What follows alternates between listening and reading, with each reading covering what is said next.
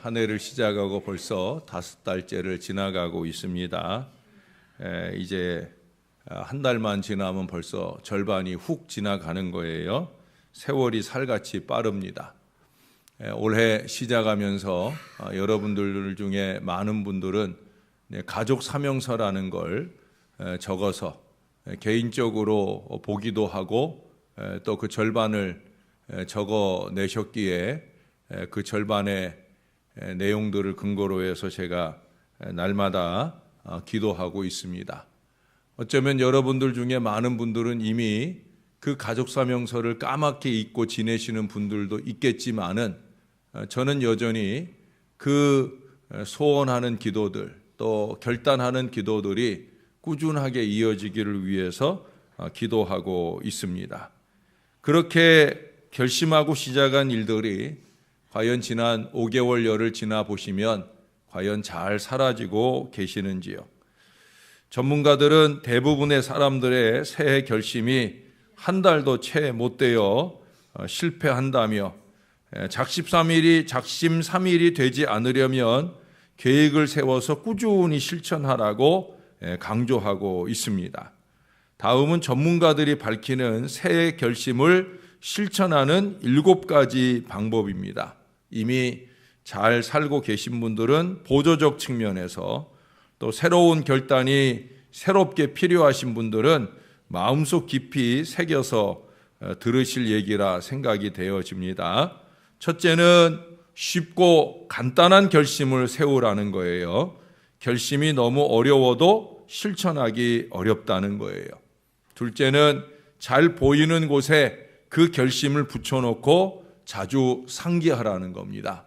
그래서 제가 똑같은 내용을 2가지 써서 하나는 저한테 내고 하나는 본인들이 붙여놓고 온 가족의 사명도 소원하는 기도의 제목도 날마다 보시도록 그렇게 해드린 겁니다. 셋째는 자신의 문제점을 정확히 진단하고 실천이 가능한 행동 규칙을 정해야 된다는 거예요. 막연하게 적는 거 아니고 그저 목사 보기 좋으라고 적어 놓는 게 아니에요. 그 가운데 보면 일주일에 새벽 제단을 2번 드리고 금요일 저녁을 예배하고 이런 거 적어 놓고 한 번도 안 하는 사람들도 있어요.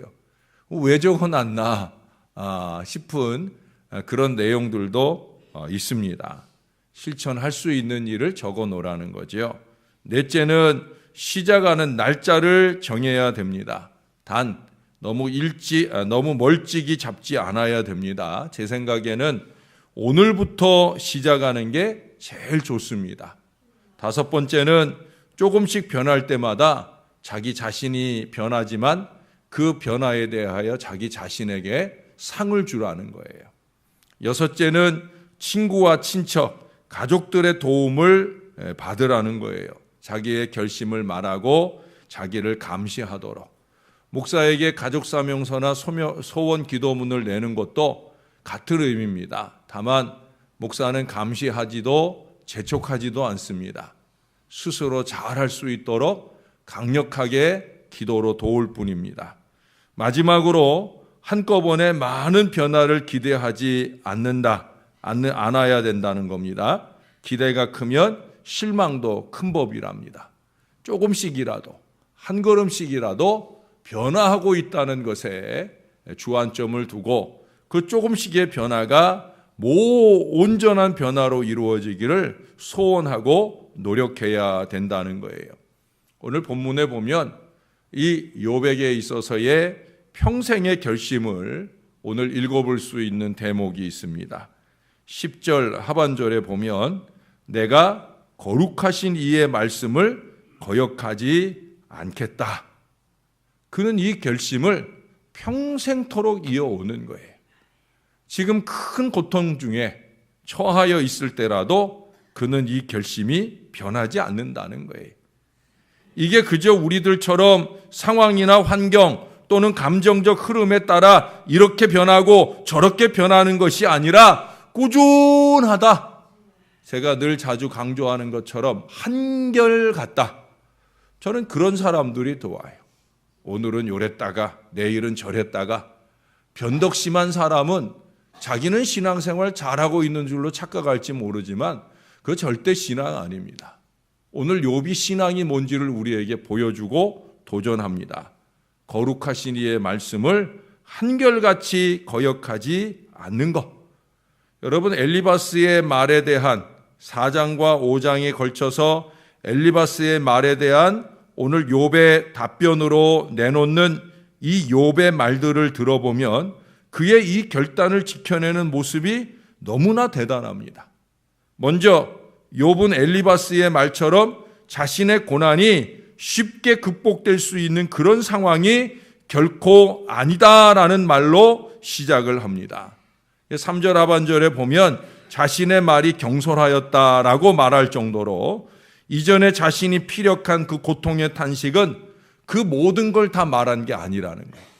우리가 앞부분을 2절을 읽어보지 않고 2절, 3절을 읽어보지 않으면 3절에 나의 말이 경솔하였다라는 것을 오해할 수 있어요. 자기가 잘못 말했거나 자기가 탄식하고 그렇게 넋두리한 게 그게 경솔했다는 게 아니에요. 그 3장에서 했던 그 많은 답답한 이야기들이 그게 자기가 할 얘기에 요만큼밖에 안 된다는 거예요. 사실은 그 이상 더 많은 더 큰 고통을 지금 겪고 있다는 거예요. 예? 내가 더 말했어야 되는데 내가 그렇게밖에 말하지 못했네 라는 그런 반대적 의미입니다. 그만큼 그는 엄청나게 큰 고통을 겪고 있는 거예요. 5절에서 말씀하듯이 내가 지낼만 하면 뭐하러 죽는 소리를 하겠냐 하는 얘기예요. 6절, 7절에서는 사람들이 싱거운 음식을 먹는 걸 싫어하듯 이 고난이 솔직히 너무 싫고 괴롭다는 거예요. 유대적인 마음으로 이 본문을 이해한다면 욥이 무척 격앙된 감정으로 자신의 처지를 이해해 주지 못하는 엘리바스 등 이 친구들의 수박 겉핥기식의 이 태도를 못마땅해 하면서 말하고 있는 거예요. 지금 우리가 대하고 만나는 사람이 겪는 고통의 의미, 고통의 문제를 제대로 파악해야 된다는 거죠.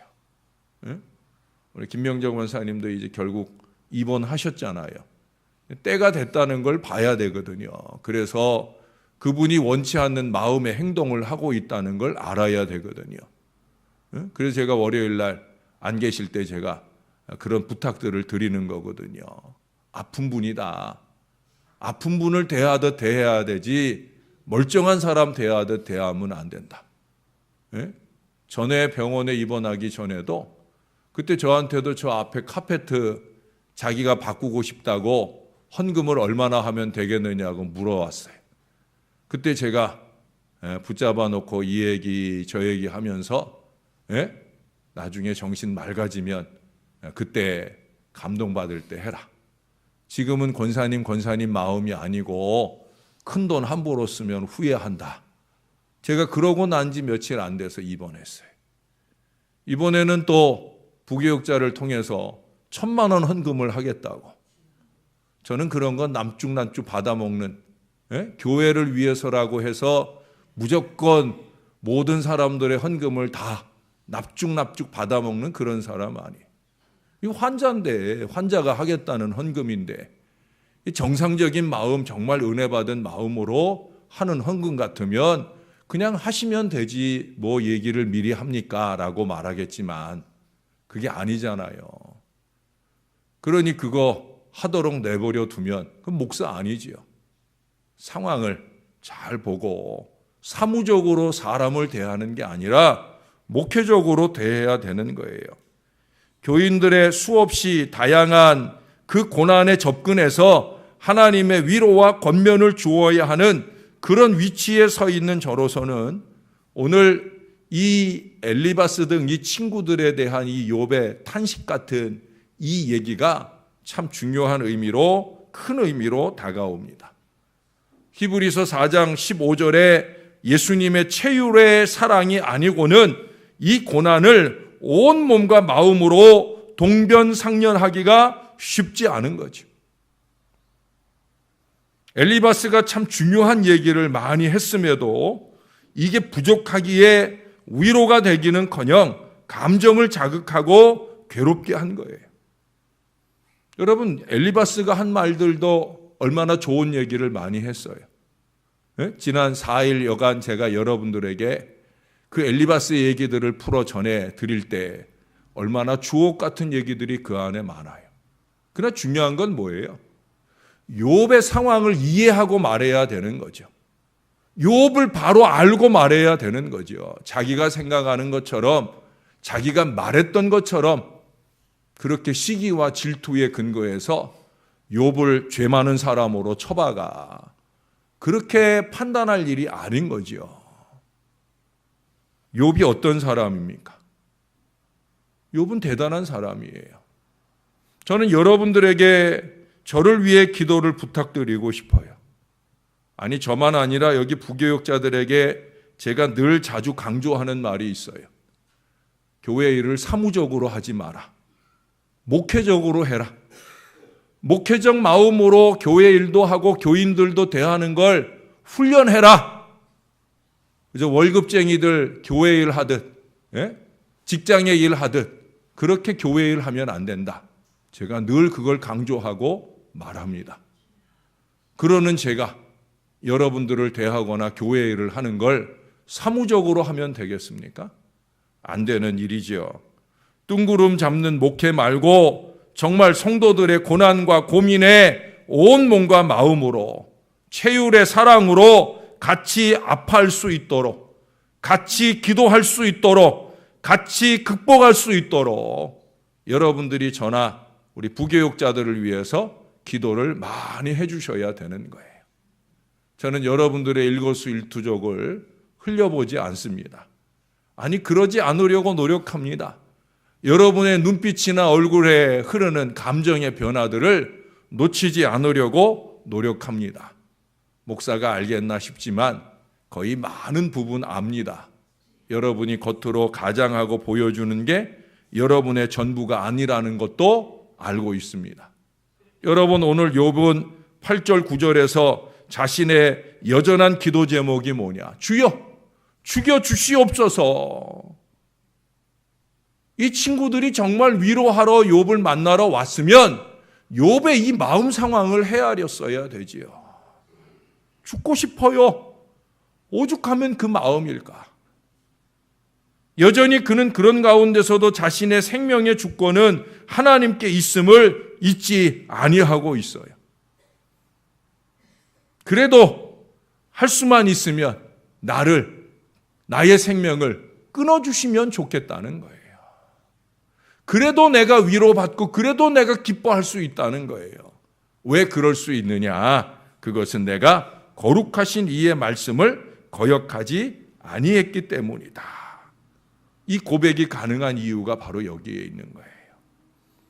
욥은 어떤 사람이에요? 1장에서도 욥기 이 저자나 또 하나님께로부터, 또다시 2장에서 하나님께 다시 한번 그 순전하고 정직하여 하나님을 경외하며 악에서 떠난 자라고 하나님이 철석같이 믿어주는 그 의로운 신앙의 인정을 받은 사람이에요.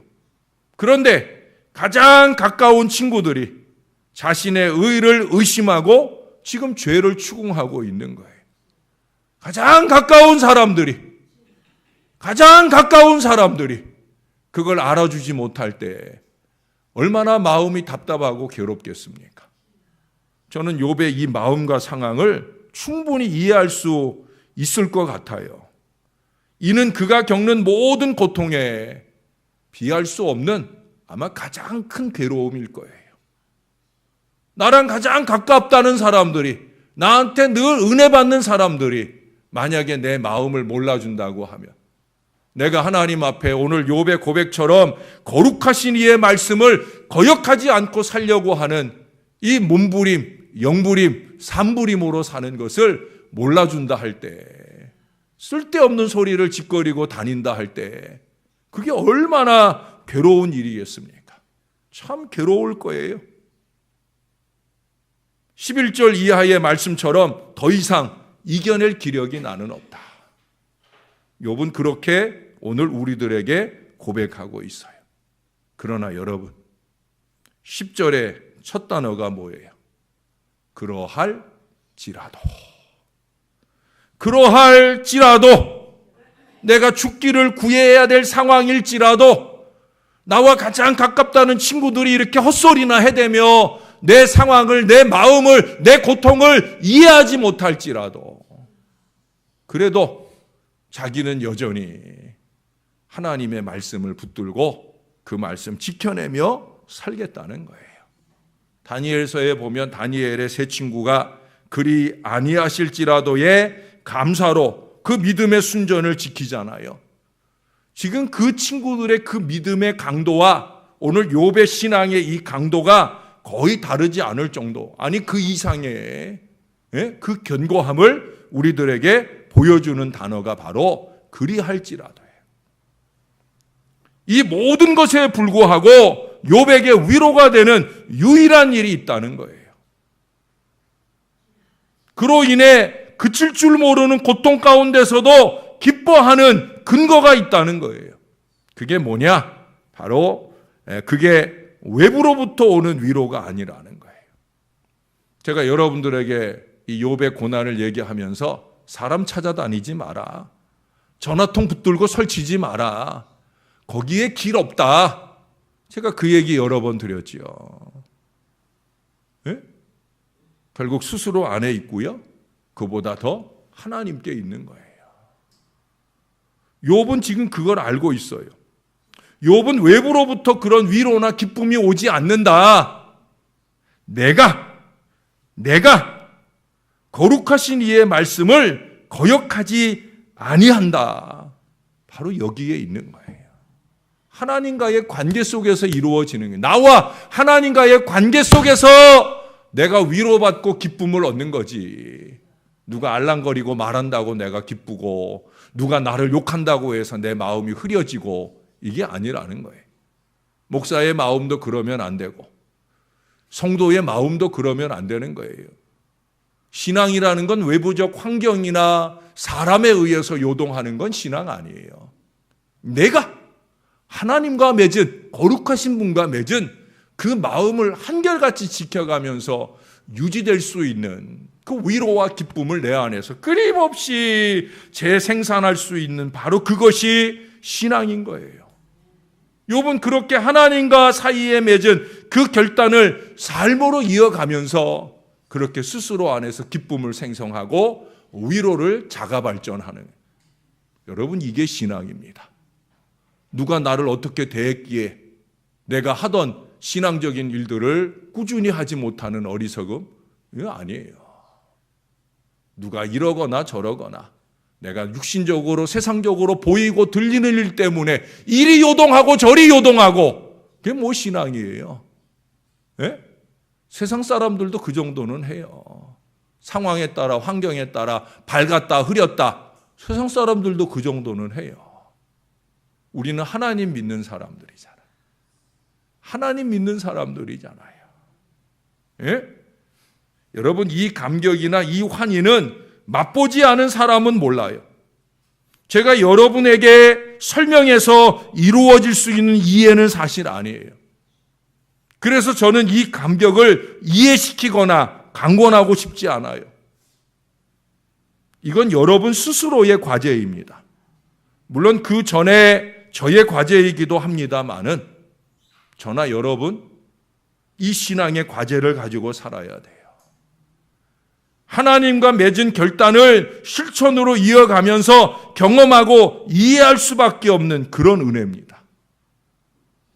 중요한 거는요, 우리가 하나님 앞에 세운 결단을 실천해 갈 때, 여기 오늘 내가 거룩하신 이의 말씀을 거역하지 아니했다.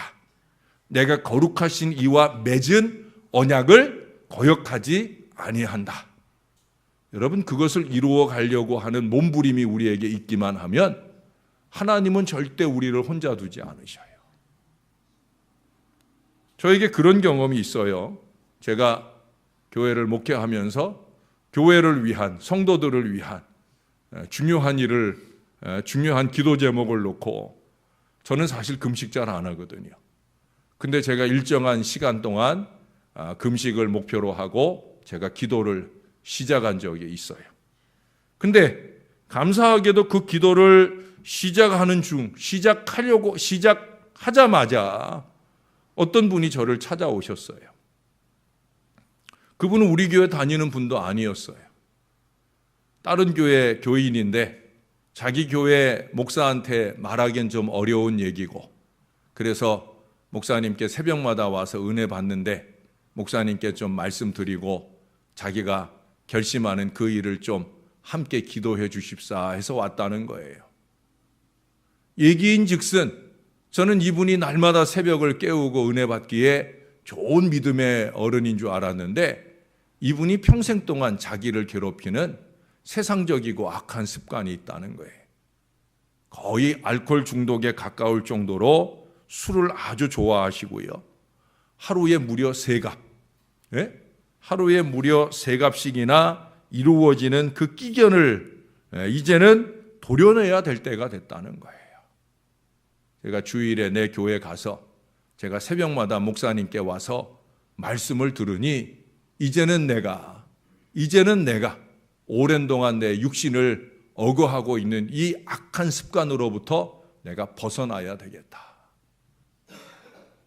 그래서 자기가 그 노력을 시작하려는 거예요. 목사님 말씀대로 기도하면서 이 일을 해야 될 텐데 목사님 좀 기도해 주시겠습니까? 라고 부탁을 해오시더라고요. 그래서 제가 그랬어요. 결심이라는 걸 꾸준하게 지켜내는 것은 누구에게나 다 어렵습니다. 저도 결심을 하나 하고 지금 그 결심을 이루어가고 있는 중입니다. 우리 피차의 결심을 나누십시다. 저는 이런 교회의 일을 놓고 지금 금식 여정을 시작을 했습니다. 이 금식 여정이 승리할 수 있도록 기도해 주실 거지요? 저도 우리 집사님의 그 소원하는 기도가 이루어지도록 저도 기도하겠습니다. 그렇게 우리는 피차의 기도의 제목을 나누고 함께 기도하고 그 기도의 내용들을 이루어가는, 그 언약들을 이루어가는 노력들을 함께 이루었던 적이 있습니다. 그분은 그렇게 술을 끊어내고 담배를 끊어내고, 저는 교회를 위한 금식의 여정을 기도 중에 잘 감당하고 교회가 한 단계 더 은혜롭게 도약하는, 부흥을 위해서 은혜롭게 도약하는 좋은 계기를 만났던 적이 있습니다. 저는 그때 생각을 하면 그런 생각이 들어요. 우리의 결단이 실행에 옮겨지기 전에 하나님께서는 우리보다 먼저 역사를 시작하고 계신 분이다. 우리가 새 결단을 적어내기 전에 하나님은 이미 여러분들의 결단을 적게 하는 것부터 시작해서 그 결단을 이루어가는 것까지 하나님은 이미 일하고 계신다는 거예요. 그래서 이사야서 62장에서는 그 하나님을 쉬지 못하시게 하라고 우리들에게 권면하고 있는 거예요. 그런데 우리의 많은 나태와 어리석음이 하나님을 쉬도록 만들어 드려요. 하나님은 우리를 위해서 쉬고 싶어 하지 않으셔요. 부족한 정도 여러분들을 사랑하는 마음이 강렬하여 여러분들을 위하여 하는 일에 쉬고 싶지 않은 마음들이 들 때가 많은데 하나님은 얼마나 더 그러실까? 여러분, 하나님을 두 손 모으고 쉬도록 내버려 두지 마셔요. 여러분들의 결단하는 일을 할 수만 있으면 이 부족한 종과 또 여러분들의 곁에 가족이나 믿음의 동료들과 그 결단들을 나누고 그것들을 실천하는 일에 우리 하나님을 끌어들이셔요. 그러면 하나님이 역사해 주실 거예요. 여러분들이 결단한 일들을 이루게 하실 줄로 믿습니다. 내가 거룩하신 이의 말씀을 거역하지 아니하겠다. 내가 거룩하신 이와 맺은 언약을 어기지 아니하겠다. 여러분, 이 은혜가 저와 여러분 안에 넘쳐 이 욥이 받았던 위로나 기쁨을 저와 여러분도 맛볼 수 있는 그 거룩한 은혜가 충만하기를 주님의 이름으로 축원합니다. 외부에서 오는 기쁨이 아니라 내 안에서 하늘 하나님과의 관계 속에서 자가 발전시키는 위로와 기쁨, 이 신앙의 참맛을 온전하게 체험하며 살아가는 거룩한 하나님의 종, 거룩한 하나님의 백성들이 다 되어 주시기를 예수님의 이름으로 간절히 축원합니다. 기도하겠습니다. 아버지 감사합니다. 오늘도 우리가 주의 말씀을 받고 갑니다. 우리가 수없이 날마다 새벽을 깨우며 많은 말씀을 받습니다. 말씀을 받을 때마다 그래 결심했어. 그 말씀을 온전히 지켜내보고자 마음을 확정합니다. 내 안에 은혜로 다가오는 그 말씀이 나의 신앙의 결실로 이루어지기를 원하여 몸부림치고 산부림치고 영부림치며 살아가고자 애를 씁니다. 부족한 저희들을 꼭 붙들어 주실 줄로 믿습니다.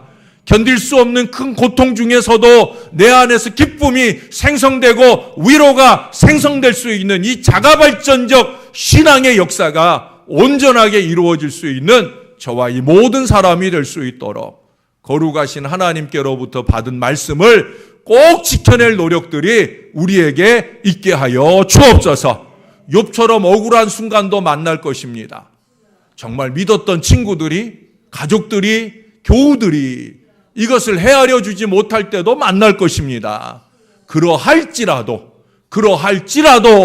우리는 하나님만 바라보고 하나님의 위로로 기쁨을 누리는 하늘 백성들이 되어야 할 줄로 믿습니다. 이 마음을 놓치지 않는 목사가 되고 이 마음을 놓치지 않는 성도들이 되도록 은혜를 베풀어 주시옵소서. 무엇보다도 부족한 종에게 채우라는 사랑의 마음을 변함없이 뜨겁게 더하여 주옵소서. 성도들의 고난과 아픔을 헤아릴 줄 알게 하시고 그것을 나의 고난처럼 여기게 하여 주시고 위하여 기도하는 일을 결코 소홀히 하지 않을 수 있는 믿음의 마음을 더하여 주옵소서.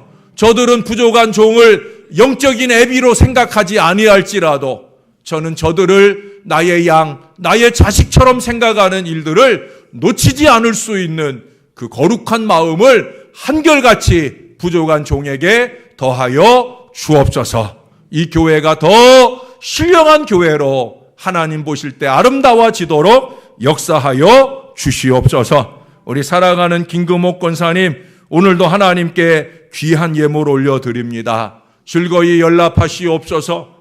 여종이 한숨 짓고 눈물 지으며 기도하는 기도의 제목들이 있습니다. 사랑하는 남편도 사랑하는 자손들도 예수 잘 믿는 믿음의 가문으로 변화시켜 주시옵소서.